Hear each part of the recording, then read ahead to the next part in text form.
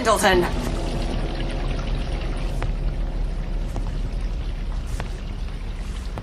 But... I saw you. Hands against the wall.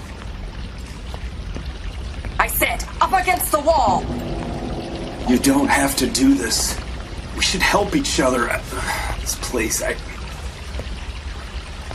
I don't know what it is or how we got here. But one thing Just shut up!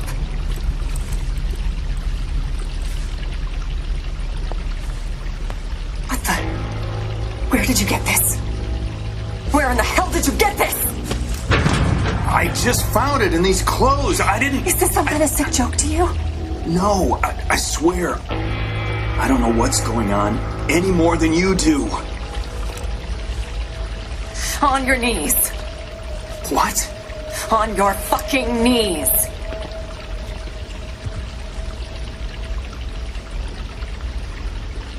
You heartless bastard. You don't deserve to live. You're not fit to walk this earth while good, decent men. I don't know who you think I am, or what you think I've done. Shut the hell up! You think this is funny, don't you? Well, let's see how funny it is with a fucking bullet in your head.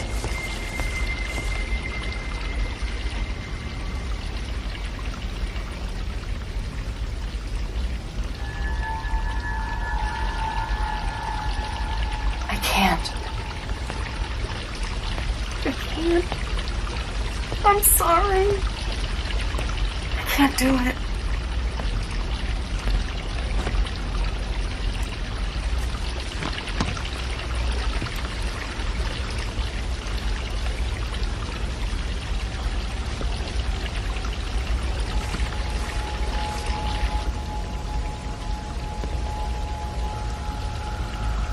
Go.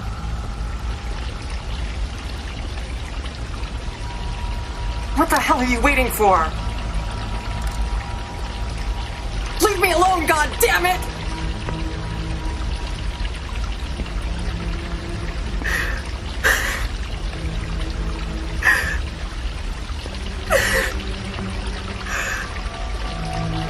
I'm sorry.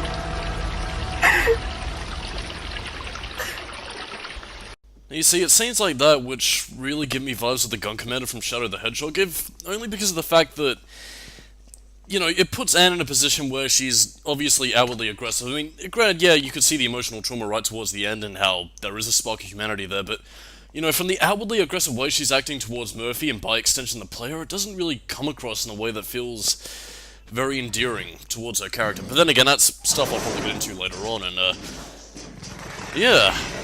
That's a little bit frightening. Anyway, greetings, I'm Solidus-Skully, and welcome back to the Silent Hill Downpour commentary. More of a big stretch of gameplay this time around, because now we are actually in Silent Hill. Well, wally me. Yeah, more DJ Rick's messages. You'll actually get to hear one of them right at the very end, which, kind of alludes to what I was talking about in the previous parts regarding his character, but... yeah, we'll soon see. Now that we're actually in Silent Hill, we can now finally get into some of the more nitty-gritty aspects of the gameplay that I think I've alluded to beforehand. Mostly in regards to the combat, because we'll be getting into some of that, and also in regards to some of the horror of Silent Hill Downpour, which, again, while you could contest that the main story itself isn't entirely scary, well, from a certain point of view anyway, there are certain moments of horror that I do think do genuinely work, and funnily enough, I think some of Downpour's best moments of horror come from stuff that isn't part of the main storyline. We'll be seeing that in a little bit, but, you know, I just like to keep you on your toes. Anyway, just go through this hole. Excuse me. And voila, we are in Silent Hill, and we get to a certain element that is, yeah, I'll agree, is pretty fucking stupid. What do I mean by this? Well, we'll just have to wait till we get back on the main street, and then we will see the silliness unfold.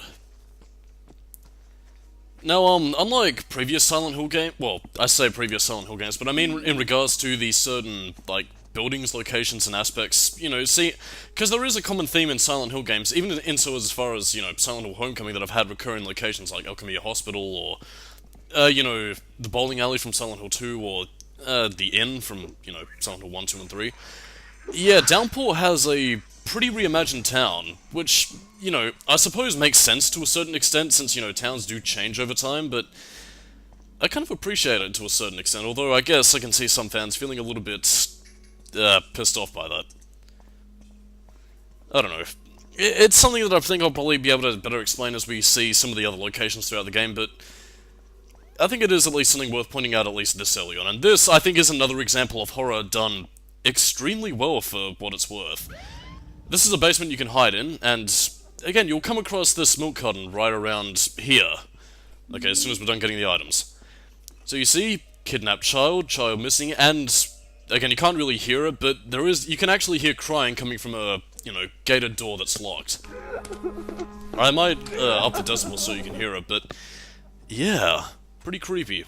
So you go off and explore the house, you turn the TV on, then the gate is suddenly open. Go down here and collect the item, and well, while you are introduced to a certain enemy type that shouldn't appear until much later in the game, yeah, this is pretty fucking chilling because now she starts laughing at you. Again, this is... Again, not any real context, but I can totally see this being done in the Team Silent era games. I don't know, I just think it's really effective and I like it. And there are other examples of this as well during the side missions that I've decided that I'll probably say for their own separate video. Whether it was like, a bonus video at the very end or something that I'll do, after we get to a point of no return. That remains to be seen. And also something to actually bring up here is that a lot of memos that you find scattered around the town, some are related to the side quests obviously, but there are a few that are directly related to Murphy. I mean, as you can see there, you can see Murphy's son, Charlie Pendleton, having a missing poster. And considering that Murphy was after Pat Napier, that probably clues you in as to what was going on. Although I will just say right on the outset that it is far darker than mere child kidnapping. And what we're about to see here is, again, the silliness that I mentioned earlier. Look what's coming up. A fucking police car that drops off fucking Silent Hill monsters. I don't even know what to fucking make of this. I mean, psychologically speaking, it makes sense. I mean, Murphy, was taken in by the police. Considering what he experienced in prison, it is natural that he'd have a fear of, abusive guards and other prisoners of the sort, that I don't have a problem with, but like Phalos brought up in his review, there is something innately video gamey about having police cars literally driving around and dropping off monsters for you to fight. I don't know. This, I think, really could have used a little bit of refining, and here we can see a police report about somebody who went speeding across a mile-long chase, which is pretty impressive. How the hell did this get here? And considering that Murphy recognizes it, yeah, that was him. To be real here, that's exactly what he did in order to get in prison. Now, again, the whole police car thing, that's something that is mitigated by this little... I don't know if it's a side mission or if it's something that you have to do first up, but... Yeah, I think it's called, Calling All Cars, or at least based on the trophy description. What you have to do here is basically you have to figure out the code and basically recall all the police cars, and then you'll never be bothered by the police again. I don't know, I mean, to me the whole police car dropping off monsters idea is something that I think probably sounded better on paper. In fact, honestly, I think a better way of handling it would have been, maybe instead of having the traditional Silent Hill siren, maybe when the rain starts pouring down, you could have sirens off in the distance and then have the monsters start to pile in towards Murphy and actively hunt him down. Sort of like a lynch mob sort of thing. So instead of, having a police car, you could have the thing sort of like maybe... the environment sort of like progressively degrades like a pseudo otherworld shift, except without actually, transforming the environment into something more abstract. Just, I guess something that more so reminisces the sort of decay that you would have experienced in past Silent Hill games with Blood and Rust, although to a much lesser extent. I mean, granted, maybe the PS3 and Xbox 360 weren't quite powerful enough to handle that sort of thing at that point, but I don't know, I think that would have been cool, a cool method of handling it. And my editor is lagging. Anyway, bit of a short part that is, actually, I guess, reminiscent of how early YouTube videos used to be, except this came out in 2012, so we had, like, 15-minute time limits, so what the hell. But anyway, on that note, I am Solidus-Skully, keep it new metal, and next time on the Silent Hill commentary, Silent Hill Downpour commentary, we will basically be going through the rest of the game. Before we cap off, however, here's a little message from DJ Rix, and, I do mean that because DJ Rix is talking to you, the viewer. Catch you next time. Anyone, please? Did anybody hear this?